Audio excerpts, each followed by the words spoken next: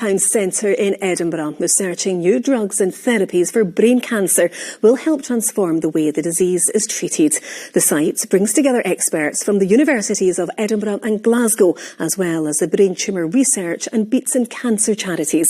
Our reporter Ollie Dickinson was at the opening and spoke to families affected by the disease.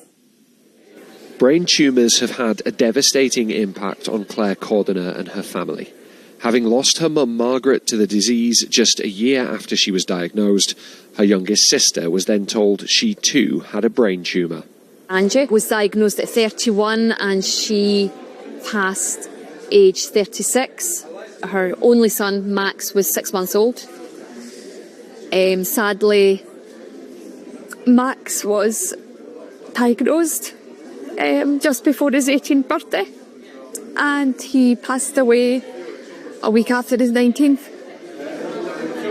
That was absolutely devastating for the family. In February last year, her cousin David also died from brain cancer.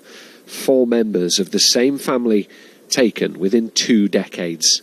So many people have been there for us the whole way. Yeah, I think it's just, you've got to just go on with it. I think that was the way I was brought up with my mum and dad. Just, life happens, just got to get on with it. When Graham McKee became unwell on Boxing Day in 2005, his parents, Don and Rachel, had no idea that just 7 months later, aged 32, he would die from a brain tumour. We never heard of people having brain tumours before. And for us to get that news, it was just devastating. I mean, just numb, over there. So it was very, very difficult to comprehend the fact that this was Graham, my boy, having this disease. The family have now raised thousands for cancer research and volunteer at the Beatson, beginning just weeks after Graham's passing.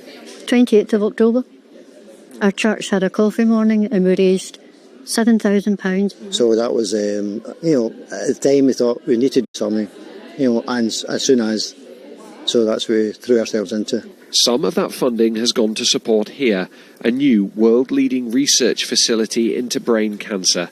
The collaboration between Edinburgh and Glasgow universities means scientists can rapidly and accurately test potential drugs and treatments. For too long, there's not been enough interest from the private sector, from the pharmaceutical companies. This has been viewed as a cancer that's too difficult to tackle.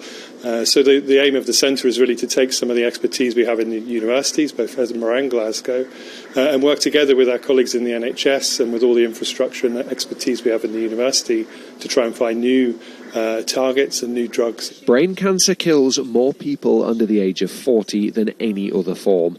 For families affected by the disease, this centre offers new hope. Ollie Dickinson, STV News, Edinburgh.